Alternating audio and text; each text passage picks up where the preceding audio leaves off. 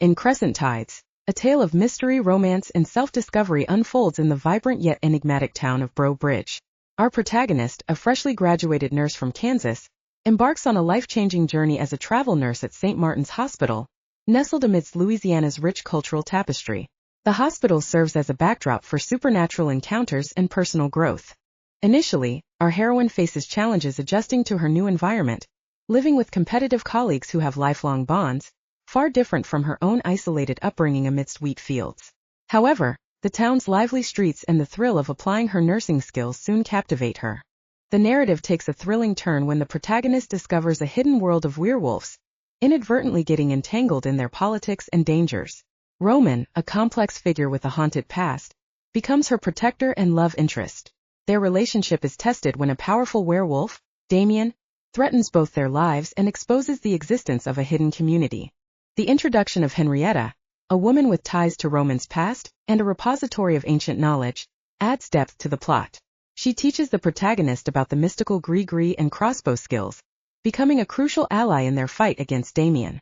As the story escalates, our protagonist must confront not only physical threats but also moral dilemmas. A harrowing incident at the hospital forces her to choose between the truth and protecting those she loves. Roman's own secrets come to light, complicating their relationship further. Ultimately, the novel culminates in a daring rescue mission where alliances are tested and sacrifices are made. Henrietta's intervention plays a pivotal role, showcasing the power of family, both blood and chosen. The protagonists navigate a perilous path, learning to trust and forgive, as they combat not just external foes but also inner demons. Crescent Tides weaves a tale of love, redemption, and the struggle for identity against a backdrop of Southern folklore and intrigue. It explores themes of belonging, sacrifice, and the lengths one will go to protect loved ones, all set against the hauntingly beautiful landscape of the Louisiana Bayou. Chapter 1. Breaux Bridge. I was a little crawfish in a big pond. I was a student turning nurse from northeastern Kansas. I was new in town, assigned to a small hospital in Breaux Bridge as part of my residency program, and I was completely overwhelmed. I'd known even half of what was waiting for me. I might not have gotten on the plane. Or maybe I would have ignored all the stories and gone anyway. It was the perfect opportunity for me to start my career, my life really, as a travel nurse. I had just graduated, passed the NCLEX, and was just beginning my first assignment. Not only would it add to my mostly blank resume, but it would also give me a chance to breathe. I'd been stranded in Kansas staring at wheat fields all my life. More recently I had been buried in textbooks, poring over hundreds of pages of notes for nearly the last 4 years. Needed a change of scenery, and I was hungry for the challenge to actually put my knowledge to use, saving lives. St. Martin's Hospital was in a small town called Breaux Bridge, only an hour from Baton Rouge and about 2 hours from New Orleans. The recruiter had arranged for me to live in a nearby rental house during my assignment. Shared the house with 3 other nurses who also worked at the hospital. They had all grown up together, attending the same schools and frequenting the same bars, and although they were nice enough to me, I still felt like an outsider. Not to mention the constant competition the 3 seemed to have going on. It's hard to put into words. They were always trying to one-up each other, comparing who had the cuter dress or longer hair. It was exhausting. I'd been so eager to go someplace new that I had signed the employment contract before even researching the city I would be working in. Breaux Bridge was a town with a rich culture and colorful history. People were everywhere, up and down the streets at all hours of the day, cooking and selling their wares. Back home, no one was ever out past 5 o'clock. Known as the crawfish capital, I was both terrified and excited to learn all I could about my new home. It wasn't all good though. This area seemed to be cursed when it came to hurricanes. On so many streets, the evidence of the storm's wrath lingered in plain sight. Buildings and families alike had been broken by the repeated onslaught of nature. Many of the residents had abandoned their homes, draining the life that had once filled the community. The sour mood of the town could still be felt in the air. There weren't as many patches of swampland as I'd expected to see, more like brown pools of stagnant rainwater, but they were there. Everyone had warned me to steer clear of the bayou. Watch out for them gators, they said. I like to explore new places, even as sticky and humid as it was here, but I had no intention of going into the heart of mosquito nesting cesspools or becoming a meal for a hungry alligator. I preferred the sights and smells of Mills Avenue. The shops there took pride in their authentic cooking. The amazing smell of the cayenne wafted towards me, mixing with paprika and spicy sausage in a way that would tempt any passersby to come in and stay for a bite. It made my mouth water as I took in the sight of all those heavy crawfish. They writhed in a ball of waving claws and legs as they were poured out onto a giant plate on top of a checkered blanket. It was, for lack of a better word, amazing. I hadn't been in town for very long, but already I was eager to try their famously delicious seafood. Was eager to try a lot of new things that might stray a little out of my comfort zone. Did you ever see a dead body in Kansas? Bridget, one of the nurses I carpooled with, asked me as we were all driving to the hospital. You guys get a lot of tornadoes and crap there too, right? We get tornadoes, flooding, and storms, a lot of the same bad stuff as in Breaux Bridge, I said. All three of the nurses giggled and smirked. That's not entirely true, Cher, said Florence in a condescending tone. She was usually the nurse driving. They thought I was naive. I bounced back and forth between looking out the car window and playing with my cell phone. For now I stared down at the screen, scrolling through my social feed aimlessly, becoming more nervous the closer we got to St. Martin's. You'll be around a lot more than just dead bodies, Isabella, Bridget said to me. It's only your first day. You aren't ready for it yet. But that's okay. Remember that it's normal to not know what's going on when you first come to a new place. You're here for 8 weeks. You will start to understand the ropes. There is no better teacher than the real world. This is going to be one hell of a trip for you, Cher. I loved the thick southern accents of the 3 other nurses. I tried to smile as they pointed different things out to me along the drive. I still had a bit of a Kansas drawl in my voice, but it wasn't as noticeable as it used to be. We passed dozens of fortune-teller shops, some of which they claimed were credible. There were dozens of fishermen by the docks selling their fresh catches, heaping piles of red-clawed crawfish, whiskered catfish the size of a grown man's arm, and a dead gator or two easily over 200 pounds each. Many of them were doing good business. The street was also lined with locals, trying to hawk idols, and a rainbow of different races and creeds selling different types of jewelry. An ignorant tourist was easy to trick into believing some made-up nonsense about charms of protection or fertility. Once we got within a mile of the hospital, the streets changed to resemble a quaint city. Americans walked beside a group of Frenchmen who greeted 2 elderly Cajun women. It really was a true melting pot. The Cajun and Creole population blended together with a dash of rednecks in a jambalaya of diversity. These would be my patients. I already liked my job. Would you girls mind if I smoked? Florence asked the car. We all said that it would be okay for her to smoke if she rolled down her window. I wanted to ask her if she should be smoking right before seeing patients, but I didn't want to seem any more inexperienced to them than I already did. I cracked my window down along with Florence. The smoke from her Dunhill cigarette mixed with the fresh air from outside, carrying the ever-present swamp smell in the distance. It was a truly bizarre aroma. St. Martin's is a small-town hospital, Bridget said to me. Whatever rumors you've heard about it are probably true. We're a little hospital with big hospital problems. It's going to get weirdly real for you really fast. Just try not to panic. I simply nodded, trying not to analyze her words too carefully. I was already anxious, and I didn't want to dwell on my fears. She's not just talking about cultural barriers, said Florence as she exhaled. A trail of smoke. Not knowing how to speak French or Creole is probably going to be the least of your worries. The nurse in the passenger seat, Ginger, was laughing into her hand as the other girls whispered. I couldn't tell if they were all just trying to mess with me or not. You smoke weed? Bridget asked me. No, I declared. I've never smoked weed in my life. I've never really been interested in trying stuff like that anyway. It slows down your entire body. I tried not to fidget with my hands. When no one responded, I couldn't stop myself from continuing that thought. Why would I want to? I'm not so sure that anyone that works in the medical field should be allowed to smoke marijuana if they are going to be treating patients in the hospital. Okay, nurse buzzkill, snorted Bridget. No offense, but you should actually try smoking some during your stay here. It takes the edge off. You might find that you need it more than any of us. I don't know, I smoke every day, said Ginger. Maybe you're cool, I said, unconvinced. The three of them burst out laughing, definitely getting a kick out of tormenting the newbie. Do you mind if we give you a few pieces of advice? Bridget asked me. I'm serious. No laughs, no bullshit. There are some really important things that'll help you survive past your first day at St. Martin's. Yes, I would like that a lot, please, I stammered. Florence, you start, said Bridget. If I were you, Cher, Florence said to me, I wouldn't go out at night without us. Things are odd enough here no matter what time of day, but when the sun sets, it goes from odd to bats hit crazy.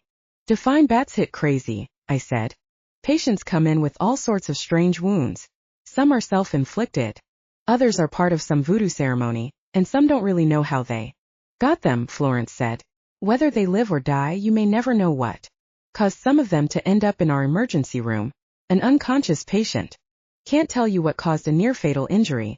We just need to know how to help them.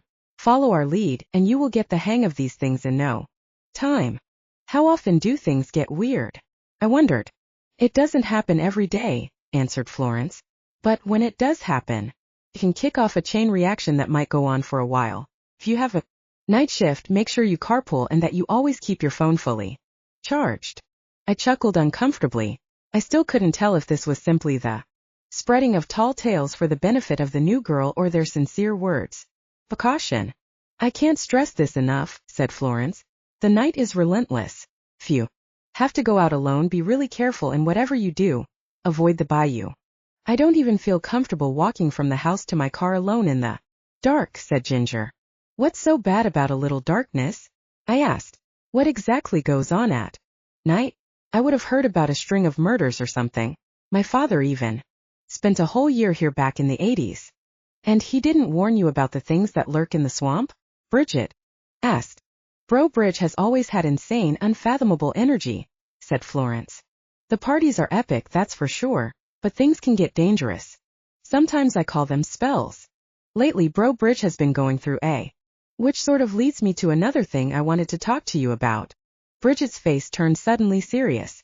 When you're working at the hospital, if someone approaches you and claims to be with the Black Claw, either go find Nurse Rebecca or tell them a doctor will see to them shortly. Do not talk to them any longer than you need to. Why? I wondered. What's so bad about whoever they are? The Black Claw? They're into some pretty messed up stuff, answered Ginger. They are bad news. I don't want to scare you by going into too much detail. They're not nice men, continued Bridget, and lately they've been visiting St. Martin's more often than usual and stirring up trouble. That caught my interest. What sort of trouble? I asked. They're usually here to intimidate someone, said Florence. Sometimes they take things farther and end up putting someone in the hospital to send a message. We've had several who might have even died. The Black Claw are mindless thugs that won't stop until they take over all of Breaux Bridge. I'll keep an eye out, I said nervously. A lot of the other nurses think that the assistant mayor is the head of the Black Claw, said Ginger. Not that you should trust a politician anyway, but watch out for him in particular and be careful who else you talk to. Don't believe everything you've heard about this place or read on the internet, said Florence. There are legends aplenty, some legit and some myth, but you'll have to learn how to follow your instincts if you don't already know how to. What about Dr. Love? Ginger asked Bridget with a wink. All three of the girls started giggling, a little too eager to change the subject. Who is Dr. Love? I asked. She means Dr. Roman, Bridget clarified. Dr. Roman Bellevue, but everyone calls him Dr. Roman, Florence said dreamily. Dr. Roman is one of the sexiest people on the whole damn planet, said Bridget. He is a steamy doctor that will ruin other men for you if you stay around him for too long. I was surprised to hear Bridget sound so impressed by any person other than herself. I'd seen my fair share of attractive doctors. He's really that hot? I asked. Have you heard of Dr. Roman before today? Ginger asked me. Dr. Roman Bellevue, I said aloud. The name did ring a bell. The Acadiana Advocate has done featured news articles on his work recently, said Florence. They call him the miracle doctor. He's on the cutting edge of experimental medicine and has saved patients that no one else could have, said Bridget in awe. I am talking about patients who are staring into the face of death when no amount of other medicine or surgery is able to help them. Then Dr. Roman swoops in and somehow he is able to cure them when they should be done for. The opinion article I briefly read online about him came flashing into my head. No one really knows how he does it, said Florence. Really? I asked in disbelief. We're nurses. Shouldn't we know what the doctors are doing for our patients? Doesn't someone assist him? There should be a record in the charts, patient records, and prescriptions written. He can't just dismiss everyone from the room, do something behind closed doors, and suddenly cure them. But that's exactly what happens, replied Bridget. I was just joking, I said. Jokes aside, said Florence. He's been here a long time and has the support of the administration and other doctors. We're not sure what his secrets are, but they always deliver us remarkable results. He's reliable and works long hours. The head physician loves him. There's a catch, Ginger added. The fact that he's a sexy doctor? I asked. We all laughed together. The girls were getting all hot and bothered simply by talking about Dr. Roman. I tried to picture him. What does he look like? I asked them. He's in his 30s, Bridget answered. Tall, mysterious, and handsome. Sounds pretty typical, though that's not my type, I commented. He's everybody's type, Cher. You'll see what I mean when you meet him, laughed Bridget. He's got dark hair but beautiful green eyes. Bridget's eyes glossed over for a moment as if she could see something we couldn't. And he works out. It's hard to imagine those bulging muscles beneath the coat and scrubs he always wears, said Florence. But I've spent many breaks doing just that. He works out, Bridget repeated with authority. He also has a reputation for betting his coworkers and other hospital employees, said Florence. He's even slept with patients too. He's a total bad boy. That's no boy, said Ginger. Dr. Roman is a man, and he's too good for this world. If he catches your eye and he wants you, you're doomed, said Bridget. Beware of Dr. Roman's eyes. You will get lost in them and it will be very hard to find yourself again. It sounded like Bridget was speaking from experience. If you don't mind me asking, I turned toward Bridget. Did you have a thing with Dr. Roman? She looked away from me, avoiding eye contact as she responded. He is a kind-hearted, devoted doctor, she said. But, as a lover, he is very specific in what he is looking for. I was sure I could give him what he wanted, but I guess I was wrong. Like I said, beware. You've never met anyone else like Dr. Roman. Now I knew just who to avoid during my time at St. Martin's. Don't worry, Bridget said offhandedly. He'd never go for you. You're not his type either. I don't know. Ginger looked me up and down. She does have a pretty face and he's always preferred red hair like hers. You know, that whole redheads have more fun thing. I don't think he'll even give her a second glance, said Florence like I wasn't even there. She backtracked as I frowned. But hey, who knows? Dear. Roman can be unpredictable at times. Maybe he'll like the sweet little girl from Kansas. Feeling more self-conscious than ever, I checked out my reflection on my cell phone. I thought I looked awful. My red hair lay flat and unkempt and my blue-gray eyes already seemed exhausted. I had spent most of last night reviewing procedures and codes. This morning I barely had time to grab an apple and had just run out the door without any makeup on. I was more concerned with performing well at work than I was looking cute for my co-workers, patients, or the famed Dr. Roman. My nerves were through the roof by the time we pulled into the small dirt employee parking lot of the hospital. I stepped out of the car completely clueless about how I was going to survive my first day. Chapter 2. Dr. Roman. I fell into the familiar rhythm of patient care much quicker than I thought possible. For most of my life I had struggled to stand out, always second best no matter what I did. But I excelled at nursing. I really cared about people and I liked to help them and solve problems. As soon as I dove into the first patient chart, the worry over everything else that the other nurses had warned me about shifted into the back of my mind. Luckily, during my first week I was always put on day shift. I clocked in at exactly 7 each morning and finished by sunset, sometimes an hour or so later if the end of day report went long, but I was always able to get a ride home without any issues. I barely caught a glimpse of Dr. Roman that entire first week. He was always working the night shift, so he finished a few hours before I even started. On the rare times when our shifts would overlap, he was usually too busy to interact with me. Whenever he wasn't busy, I usually was, or maybe he was simply aloof, making it hard for me to really get a good look at him. I didn't run into many weird things during my first week, so I finally decided to get a good look at Dr. Roman. On Friday I was leaving work and heading over to where Florence usually parked. That's when I saw him outside, standing against a glossy black '69 Mustang. It had a V8 engine and chrome rims. There was even an angled spoiler on the back, which I thought made an otherwise wicked-looking classic car seem a little tacky. Dr. Roman was completely focused, reading a tattered newspaper and looking way dreamier than any doctor I've ever worked with. His square jaw was dotted with a shadow of black stubble. The girls were right, he did have captivating green eyes and his lips were full and perfect. Light skin with maybe a hint of Cajun blood made him fit in perfectly in Louisiana. He was far more muscular than a typical doctor. His posture was confident. I wondered if he had been in the military. I couldn't tell if he was going for a bad boy look or if he was just naturally magnetic.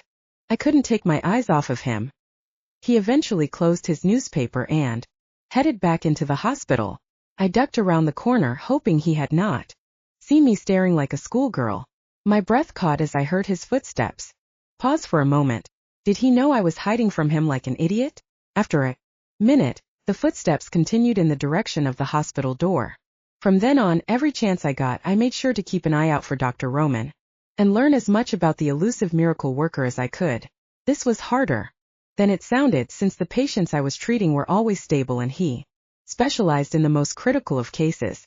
He usually conducted his rounds after 6, and I went out of my way to attend with the other nurses as frequently as possible. Days passed, and I still wasn't sure if he had even noticed the new nurse in the rotation. I didn't want him to think of me as some little puppy that needed guidance, but I wanted to learn from him.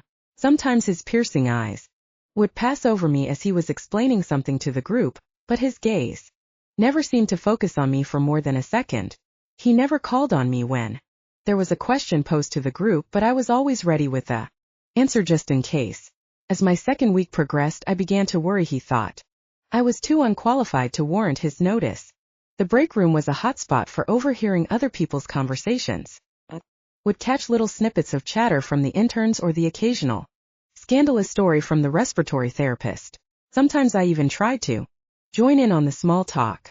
Doctors and nurses alike were always up for gossiping about the infamous Dr. Roman. The female nurses would generally focus on his flirtatious nature and speculate about who he may or may not have been sleeping with.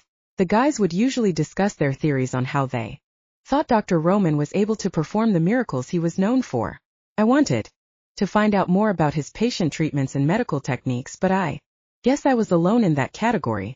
Occasionally, I would see Dr. Roman when he was alone with one of his patients.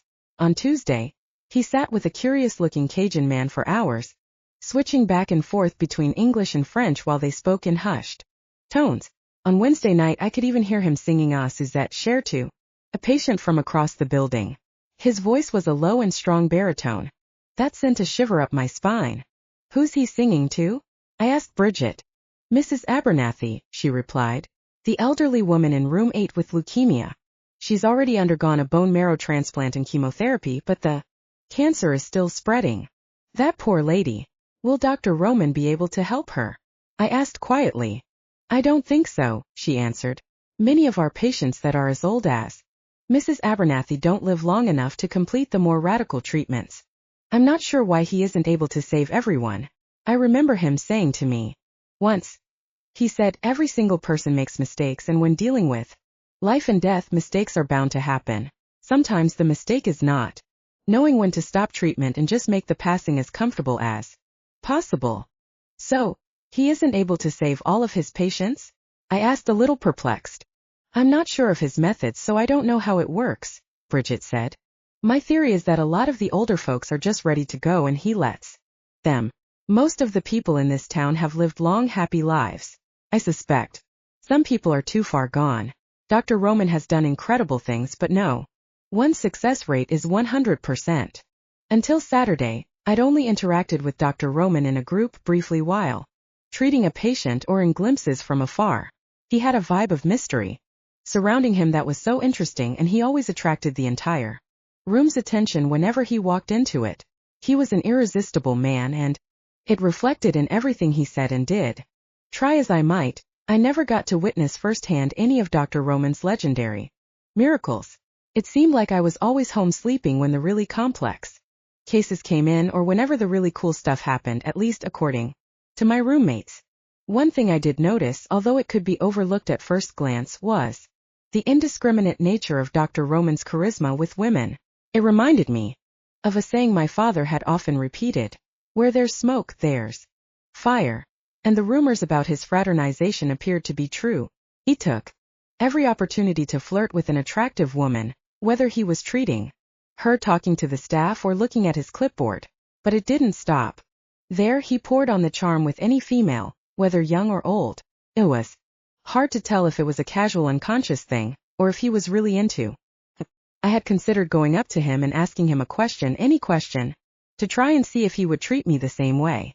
After running over several different options, I finally summoned the courage to actually walk over and talk to Dr. Roman. Now the question was, when best to do it? I decided to try and catch him alone on Saturday after the final rounds. I followed him behind the nurse's station as he filled his thermos of coffee. No one else was around. This was perfect. My question about stem cell transplantation for leukemia patients was on my lips. Then a new patient came in. A middle-aged man had been through a horrific car accident. He was bleeding badly from his head, but was still conscious.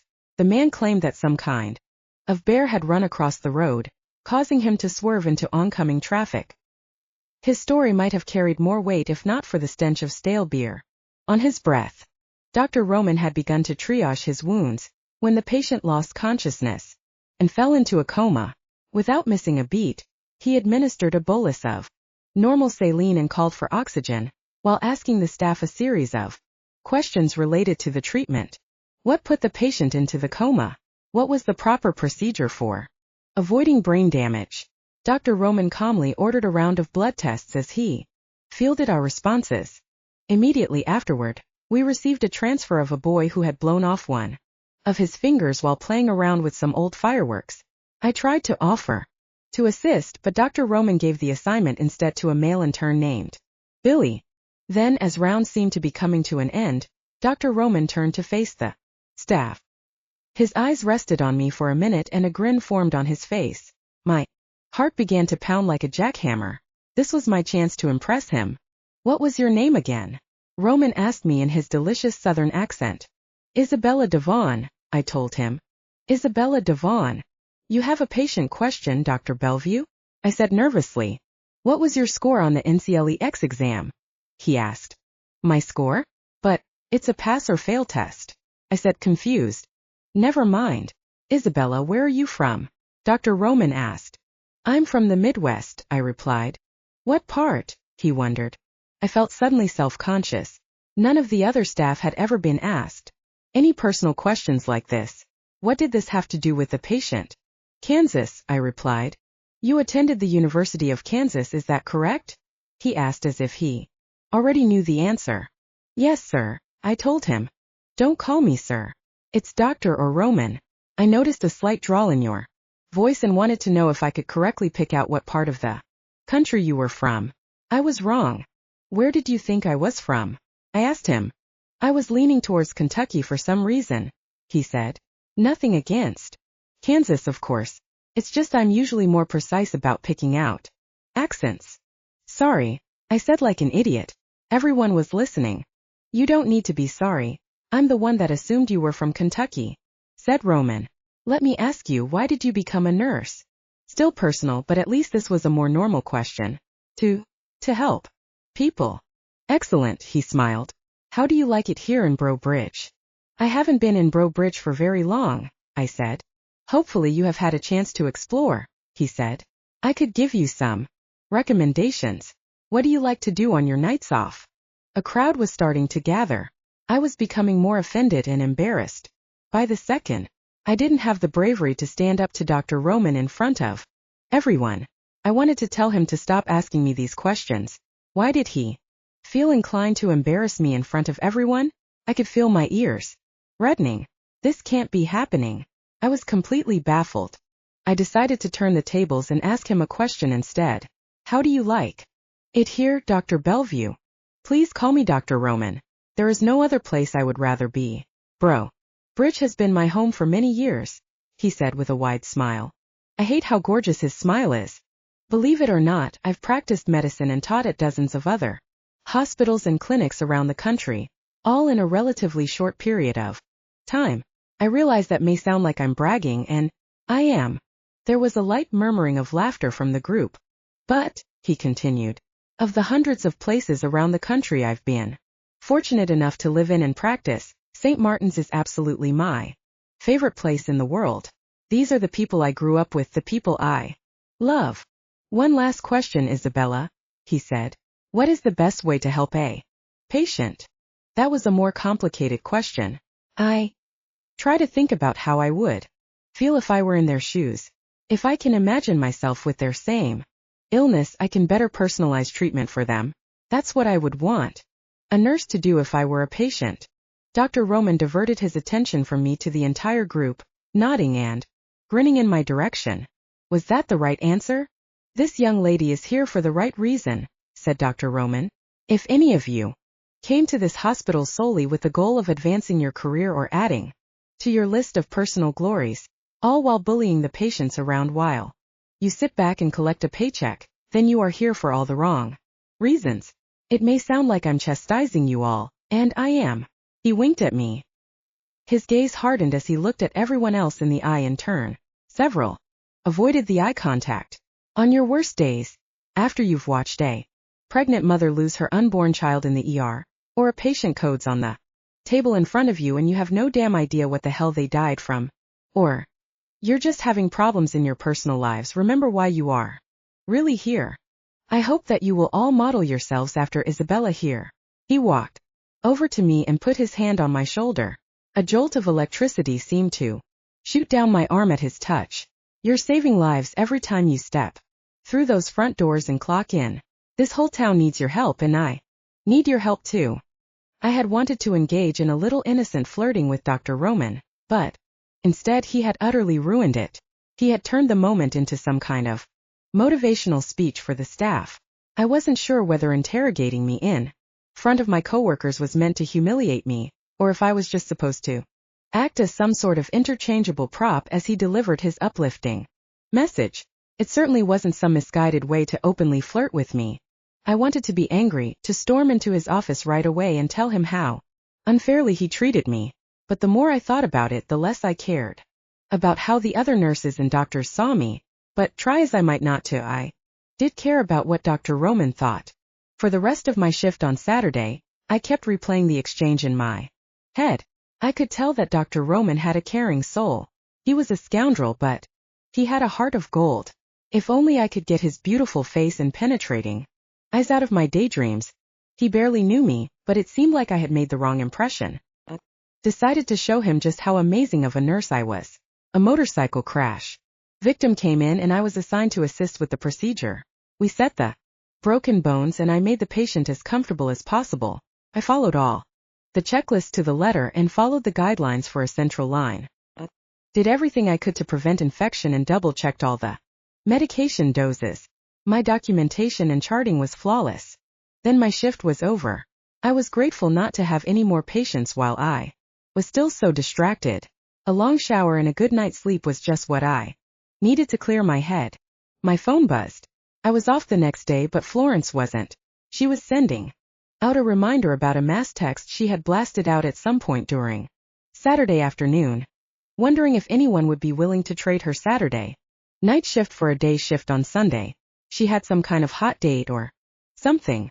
I hadn't given it much thought originally, but then I saw on the online schedule that Dr. Roman was also scheduled to work the same Saturday night shift.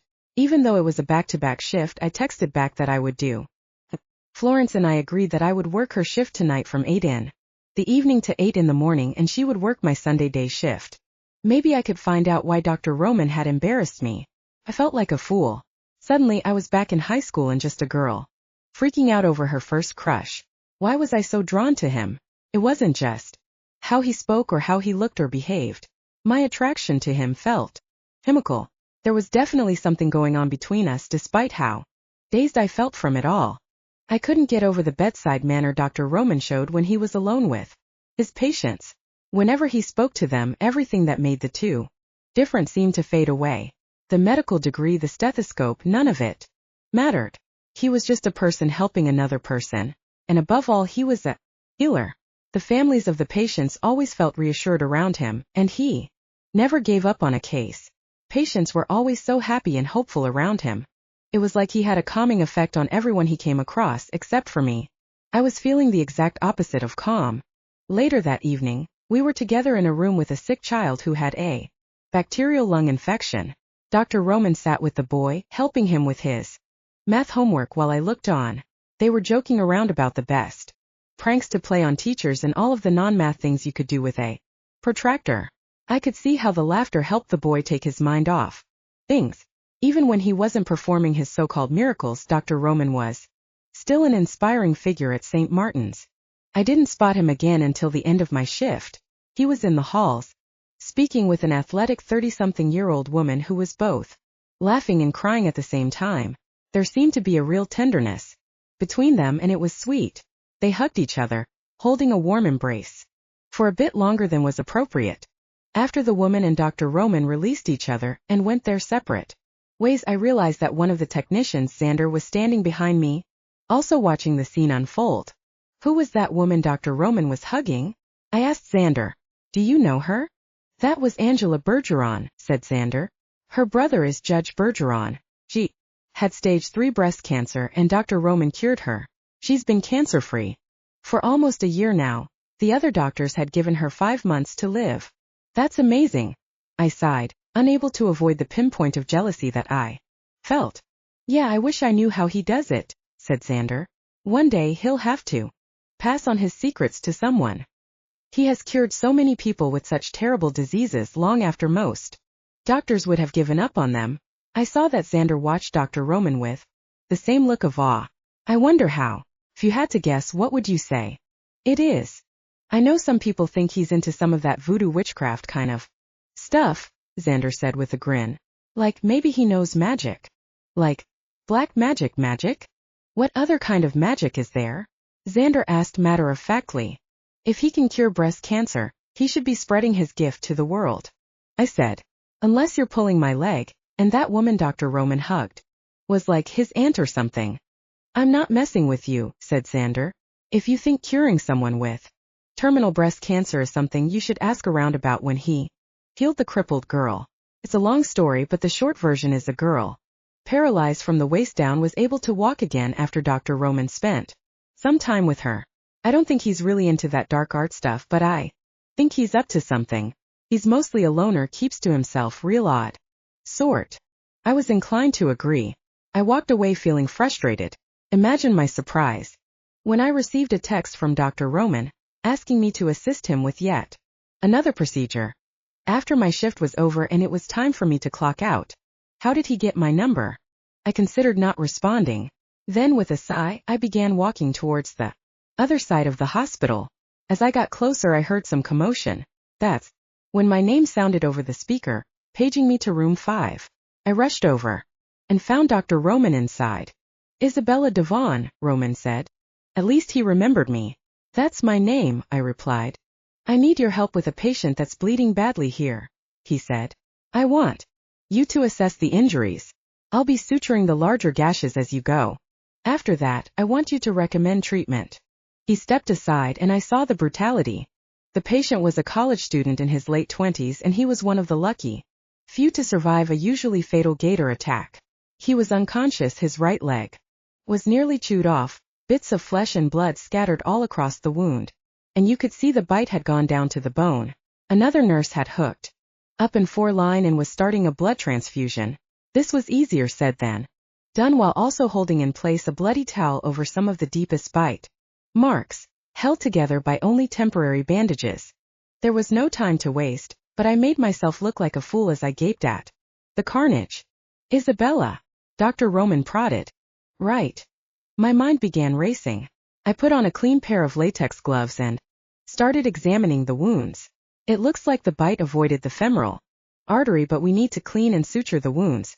We should treat the area with a heavy dose of prophylactic antibiotics to prevent infection. Go on, said Dr. Roman. I tried to sound confident.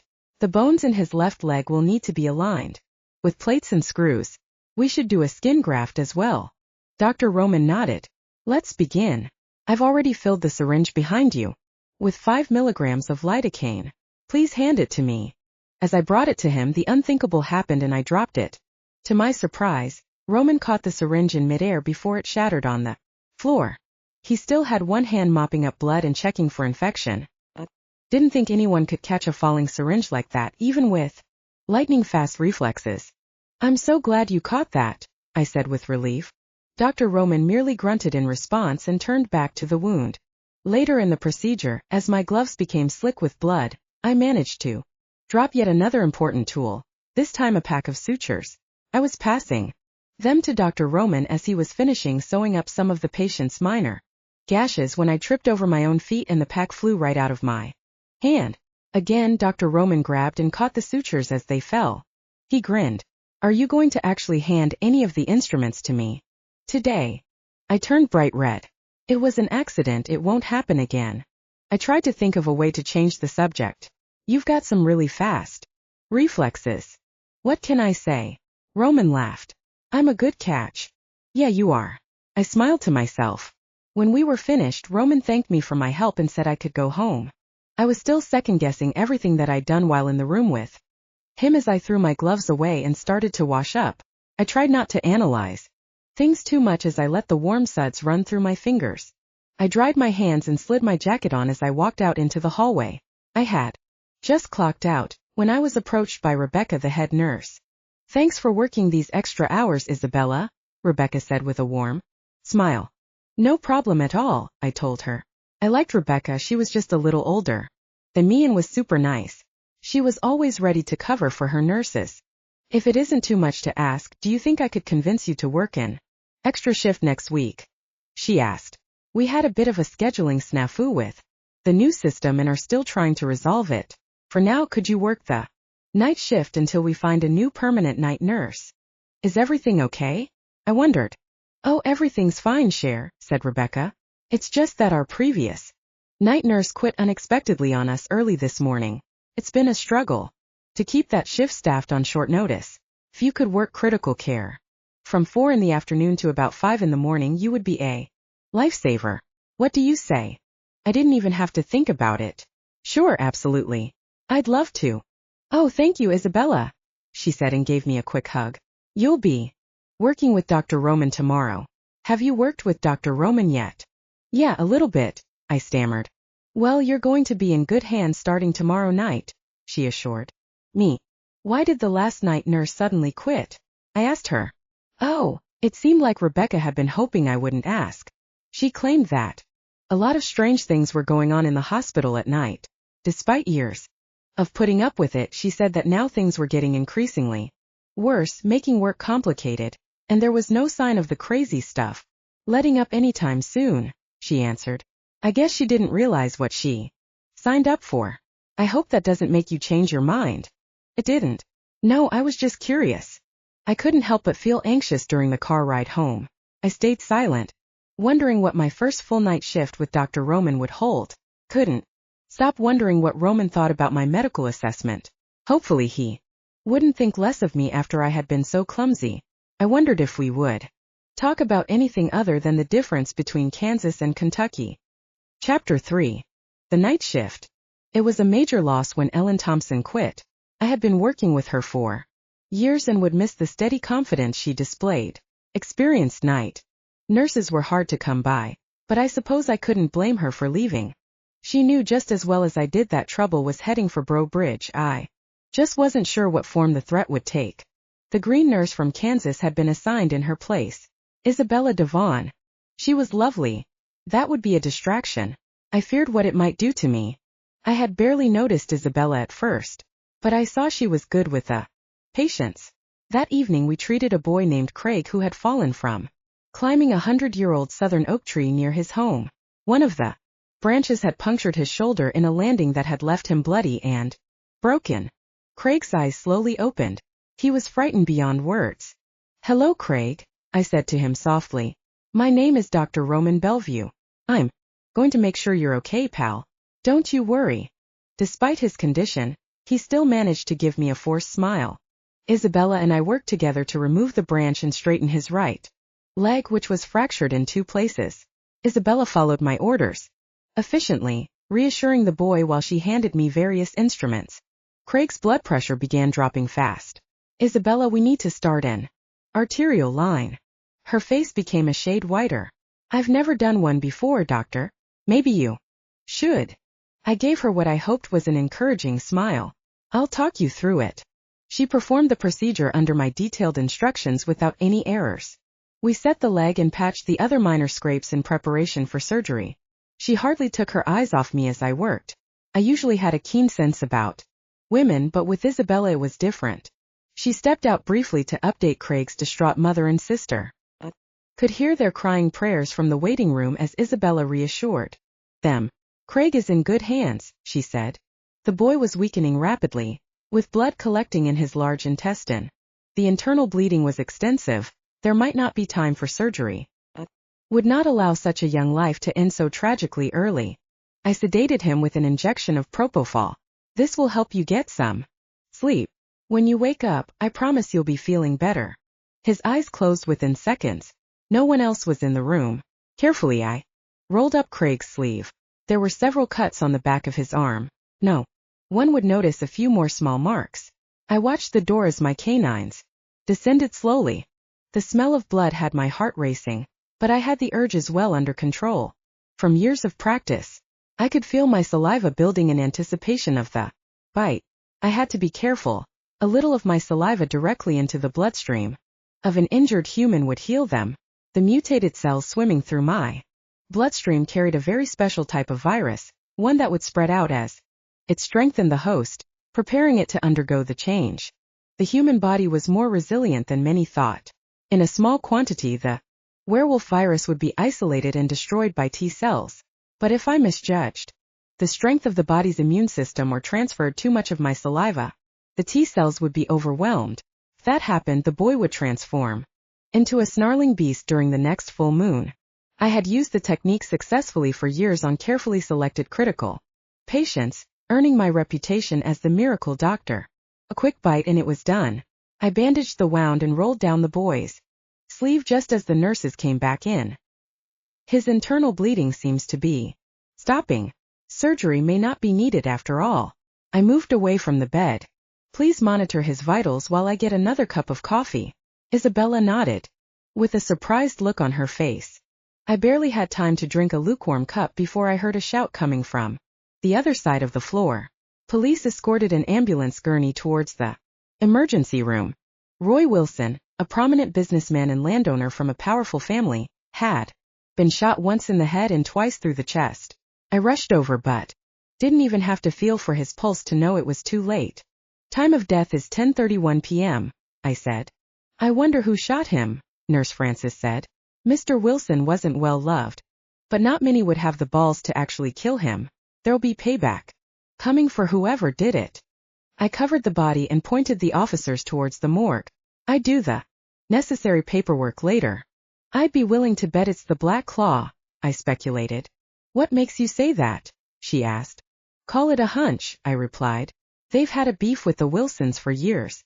It's been brewing towards overflow for some time." Another middle-aged woman came in on a stretcher. She had been shot multiple times but was still alive. "Dr. Roman," a nurse yelled. "We need you." It was Megan Wilson, Roy's wife. That clinched it. It was definitely the work of the Black Claw. I worked for hours on Mrs. Wilson but couldn't save her. There wasn't enough time to try my special procedure, particularly with so many people in the room. Roy Wilson and his wife were always involved in one shady real estate deal or another. It seemed as though it had finally caught up with them. They had been buying up property left and right since the last hurricane hit, capitalizing on the tragedy.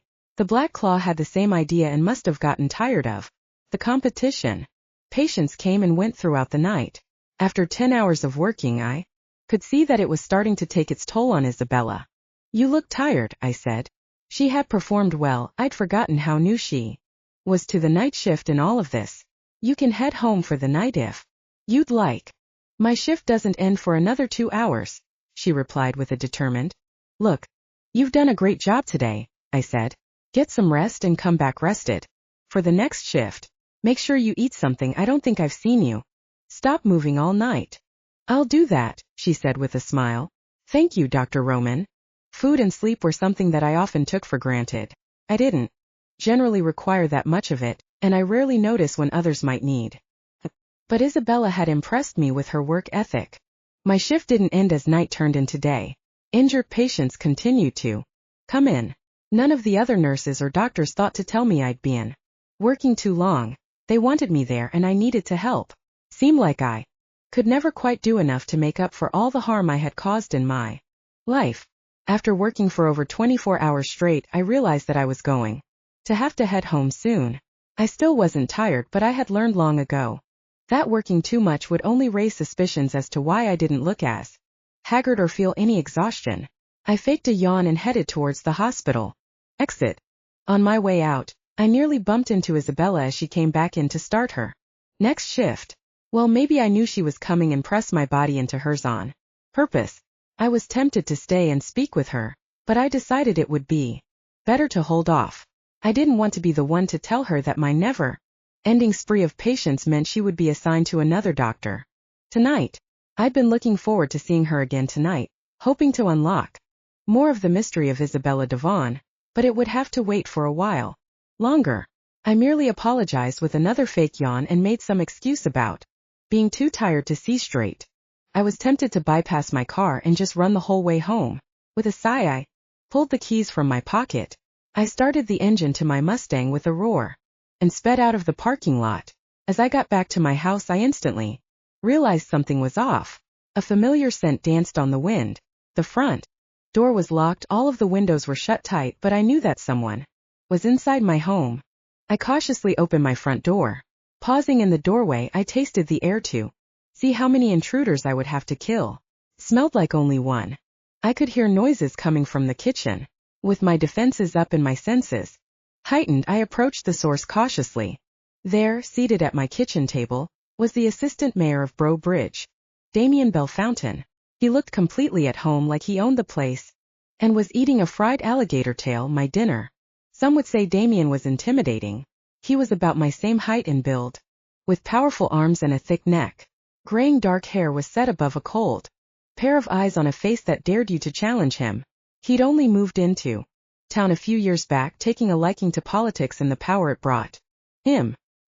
He'd won the ear of the mayor and now found himself in a position of great influence.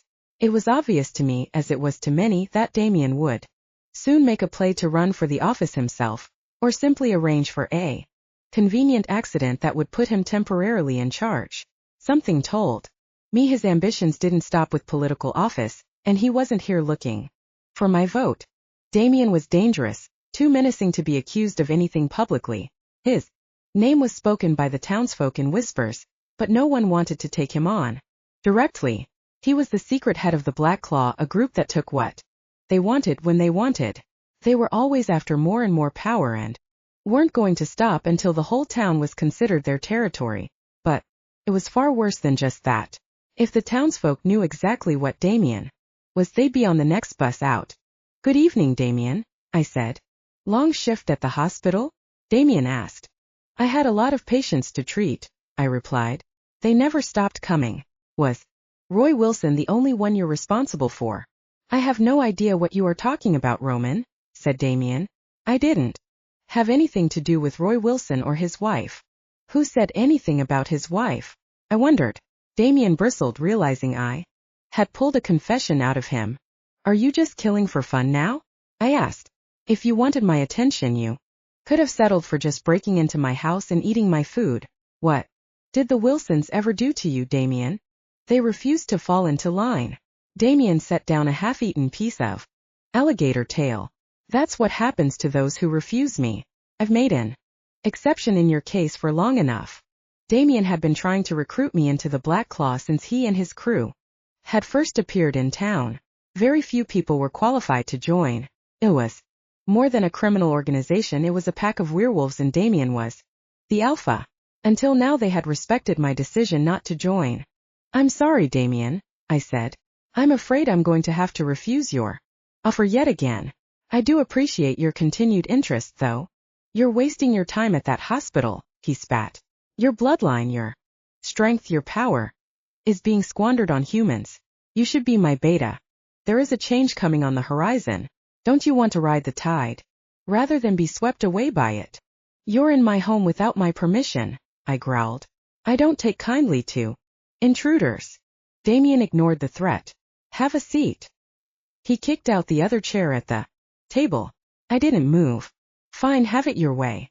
I don't take kindly to rejection, he said, standing up and flipping the entire table at me. The dishes smashed on the floor as I instinctively caught the large, wooden table in the air. The center cracked down the middle as it broke in half in my grip.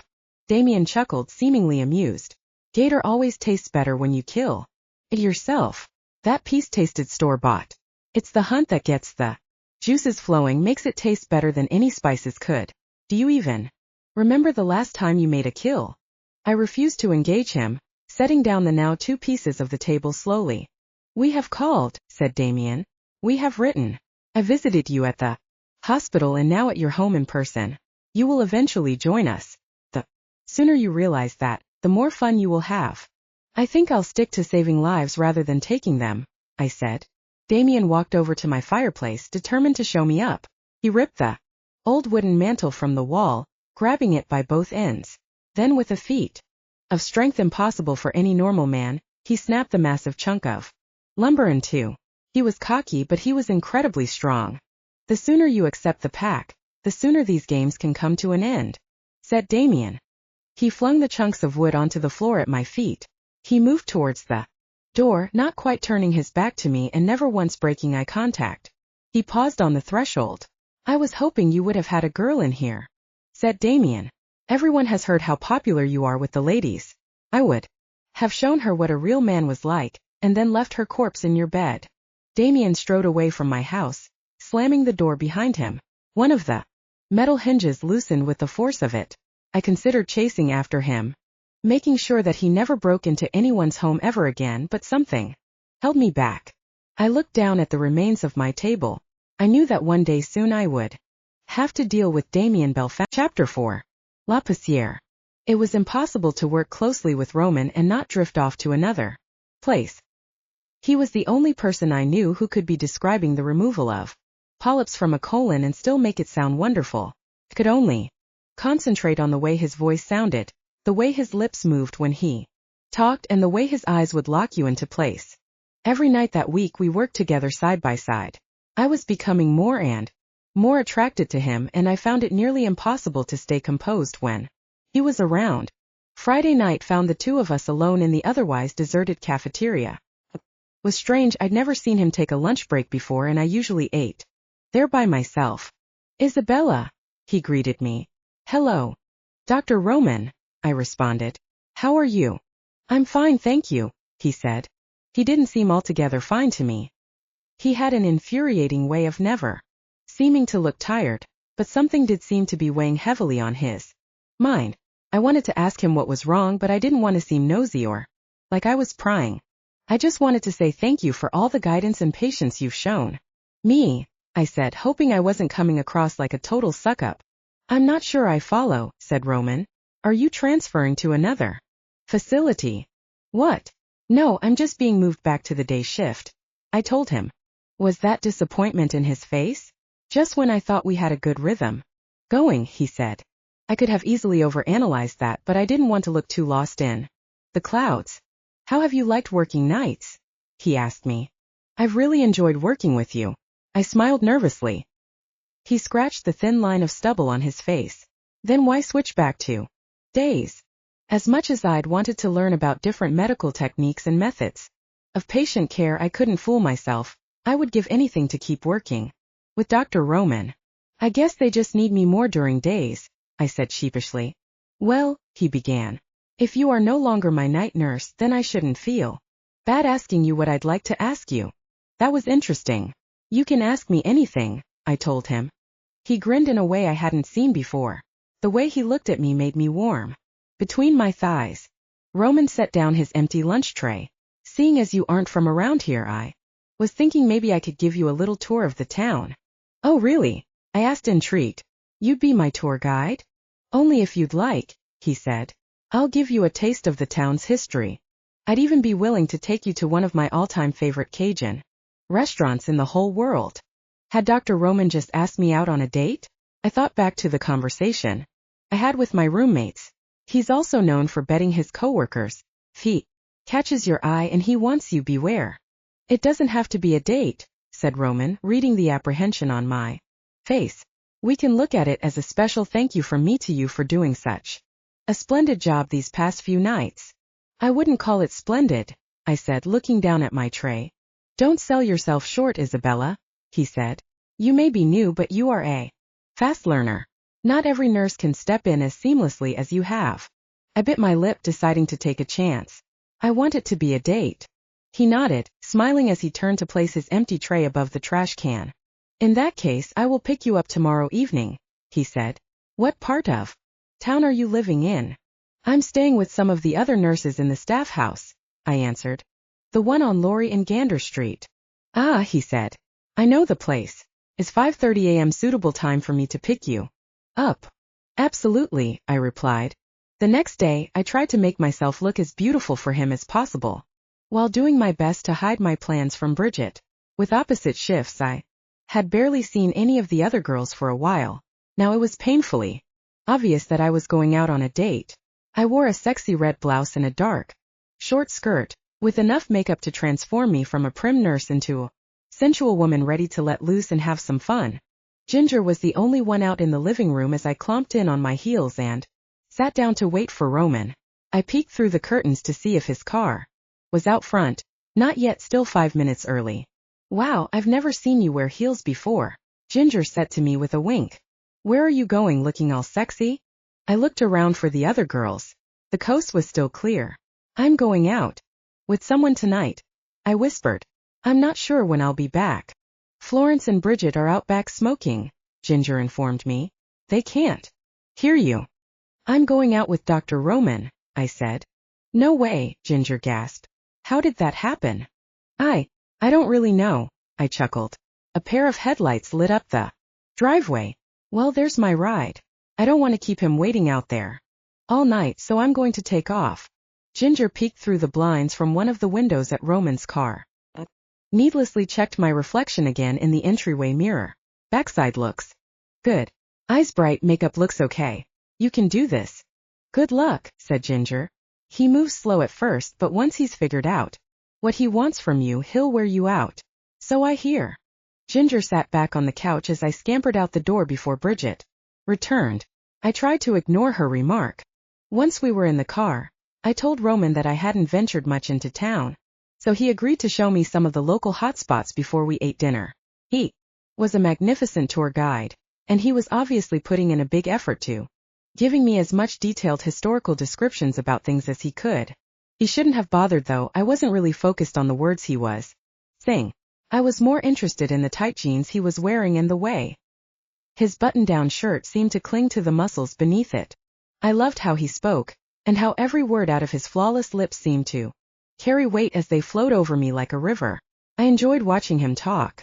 In the car, shifting absently as he gestured animatedly out the window, I was close enough to notice little details in his face I hadn't seen before. He looked so different outside of the bright hospital lights. More alive with energy. Occasionally, I threw in a few interested O's and OKs to make myself not seem too quiet, boring, or distracted. We drove over several Blackstone bridges and the famous bridge over Bayou. Teche. My fingers brushed his as we watched the sun set slowly over Lake Martin. The sky was majestic as it faded from day to night. By the time we arrived at Roman's favorite Cajun place, La Poussière, the stars had begun to reveal their light. I knew little more about Breaux Bridge than I had before I got into Roman's Mustang, and I couldn't help but be a little skittish about trying the food at a Cajun restaurant. Roman jumped out of the car and opened my door for me. The outside wasn't anything special, but I liked the interior of the place. It looked like a big dance hall and reminded me of home. The restaurant had been around at least 50 years and had been rebuilt in 1975. Roman sure knew a lot of history. The music playing over the sound system was loud, but it set the mood properly. I looked around and noticed that the restaurant was far from empty. The staff could be heard singing songs together in the kitchen as they cooked. We grabbed the first open table and Roman pulled out my chair for me. "Thank you, kind gentleman," I said as I sat, and he pushed the chair and me in towards the table. "You're quite welcome," he replied. Roman sat down at the table with a nod to the couple sitting a few feet away. He didn't talk as much as he had in the car, but I noticed him tapping his foot in time to the music. I felt out of my league, but I was determined to get to know him, the real Roman, outside of the image he portrayed at the hospital. Our server was an elderly Creole woman with long, thin eyebrows and gold teardrop earrings. "Hello, Cher," she said to me. "What'll you be having with us tonight?" "Put us down for the double portion jambalaya and cornbread," Roman told her. "And 2 tall waters to go along with that." I was caught off guard. I hadn't even had time to consult the menu, but I trusted Roman's judgment. "Is it very spicy?" I asked our server. She chuckled, squeezing Roman's shoulder. "Roman, I haven't seen you in forever. When did yon find this one?" "I'll bring an extra water, Cher." "It's been a busy month," said Roman. "I'll try coming by more often, I promise." "See dat you do. Me hip's been actin' up again," she said as she headed back towards the kitchen. "Good seeing you, Dr. Roman. So you make house calls too?" I leaned my elbow against the table for a moment before sitting up straight. "I make an exception for a kind lady like Adelaide," he said. I didn't really know what to do with my hands. We sat in silence for a while, each not looking directly at the other. After we had our waters, I tried to restart the conversation. "So how old are you?" He smirked as he took a sip of water. "How old do you think I am?" "I'm going to say 33, I guess." "Try again," he said. "Older or younger?" He chuckled to himself, not immediately answering. "Let's say I'm 30. "Let's say you're 30? I asked. "Are you not sure how old you are?" "My driver's license says I'm 30, so we'd better stick with that," he said cryptically. "Okay, well, if we're just picking our ages, then I'd like to be 27, I said. "I'd be done with orientations, I'd have a steady job. Pretty much all the hard work would be over." "I'm not sure that life works that way. A steady job? You aren't enjoying your time at St. Martin's?" he wondered. "No, not at all," I said. "I mean, yes. I love the work." He laughed. "That's good. I was just going to say, if you like, I could request to keep you on night rotations if that's what you want. The hospital still hasn't hired a permanent night nurse, so the shift still needs to be filled." "I'm not going to have to sleep with you to get my preferred shift, am I?" asked jokingly, hoping to see how he'd respond to some awkward flirting. "You don't have to do anything you don't want to, Isabella," said Roman. He seemed to take it the wrong way. Oh no, had I just said something triggering? Then he grinned. "But I don't know how much time there would be for sleep." I turned strawberry red in the face, unsure of how to respond to that. Fortunately, I was saved by the band coming on stage to play. An overweight accordion player was joined by a spry, older man holding a fiddle. Following behind him came a lanky Creole guitar player with a bristling beard and a young Cajun piano player with a long mustache. They tuned their instruments and soon started to play a loud reverberating song. Roman looked at me. "A Kansas girl like yourself must know how to two-step."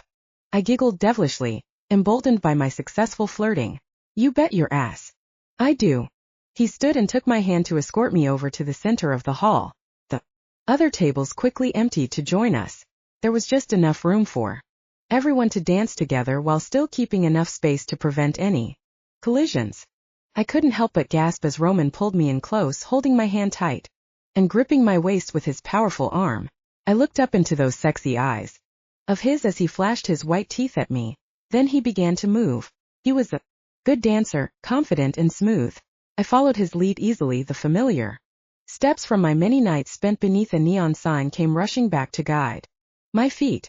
Then he began to spin me. I tried to guess where he would turn me next, but I could barely keep up. Roman dipped me low to the floor, catching me at the last moment. "Don't think so much," he said. "Just let go, I won't let you fall." He spun me over his shoulder and was suddenly behind me, his strong hands on my hips. as he lifted me high into the air. I laughed as he flipped me back to the floor, supporting my shoulders perfectly. A few of the couples nearby paused to applaud. He drew me in close and slowed things down. I could see the sweat glistening around his neck. He smelled amazing. I hugged him closer and our cheeks brushed with an energy that felt like lightning. I pulled back, completely flushed. I motioned that we should go back to our table so I could drink some more water. Too much for you? Roman asked. Before I could come up with an embarrassing reply, the mood of the entire restaurant shifted. 3 men entered the place, scanning the different tables, looking around harshly for something or someone. Several couples stopped dancing and returned to their tables. The 3 men took seats far away from us, but I knew they would be a problem. Roman stopped talking, his expression turning serious. They didn't look in our direction for a long time, but when they did, they fixed their gazes solidly on Roman. They were creepy, and I barely noticed as our food came out. I wasn't the only one who was put off by the new arrivals. Roman was unable to hide his agitation. I could feel their eyes watching us. What's up with those guys? I whispered to Roman. They're trying to frighten you, he said. I'm not frightened, I said. Just a little weirded out. Why won't they stop looking at us? I never got that question answered. Roman just started wolfing down his jambalaya. The food was delicious but very spicy. I had to drink one full glass of water and eat most of my cornbread after only a few bites. Seemed like Roman wanted to leave, so I finished as quickly as I could, trying to make my remaining water last.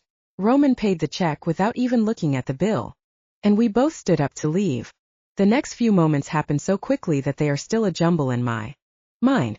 As we left the restaurant, an old lady sitting near the door slipped a piece of paper into my hand so smoothly and swiftly that I was too shocked to get a good look at her face. I let Roman direct me outside and was just about to look at the piece of paper in my hand when the 3 men burst outside, hot on our heels. Get behind me, Roman ordered. He stood in front of me, using his body as a shield. 2 of the men started circling behind us, whistling and panting, while the 3rd man stood further away with an evil grin on his face. Good evening, Roman, said the man furthest away, clearly the leader. Have you had time to reconsider your invitation? I have, and I'm still going to pass, Roman replied. No thank you, Damien. Are you not going to introduce me to your friend? Damien asked, looking at me. The 2 men circling us moved closer to me, eyeing me up and down with a hungry stare. One of the men licked his lips, and the other started to smell me. Was so freaked out. I didn't know how to react to this strange behavior. Roman put his arm protectively around me. We were just on our way out, said Roman. Why don't you boys have a drink at the bar on me? I don't know, one of them growled. I like the look of your date, Doc. Gee, smells tasty. If you want to keep your nose, I suggest you back up, Roman threatened. Damien, call off your dogs. They're hungry, Roman, said Damien. How long can I deny them such a basic urge? And I must admit, your date does look rather delicious. I'll introduce you, Roman said to me. This is Damien. He's a rather persistent fella. The 2 mongrels sniffing the air are Gautier LeBlanc and Matthias Dumont. Okay. I laughed nervously. This is Isabella. She is under my protection. Roman put his hand on the small of my back and we started moving towards his car. Now that we all know each other, we'll be leaving. He opened the passenger door for me to get in. I saw the 3 men following, getting closer to the car. Roman slammed my door shut and stayed in front of it while the others approached. I could almost feel the adrenaline pulsing through the air. I had no idea how they all knew each other, but it was evident to me that the men weren't just creeps, they were dangerous. Gautier and Matthias started to move to either side of Roman, but Damien shook his head. They backed slowly away and returned to the restaurant. Roman got into the driver's side of the Mustang, his nostrils flaring. He was muttering under his breath, almost like a growl. Are you okay? I asked him. He nodded but didn't answer. He simply got in and started the car. We peeled out. As we drove off, I discreetly opened the note that the lady in the restaurant had slipped to me and read it. Beware Dr. Roman Bellevue. He may seem kind but is rugueux. You are in danger. Roman pulled off the road suddenly. Before I knew what was happening, Roman gently grabbed my face and pulled me towards his waiting lips. They felt soft against mine, and instantly I was gone, melting into the seat of his car, uncaring about anything else that had happened tonight. All that mattered were Dr. Roman's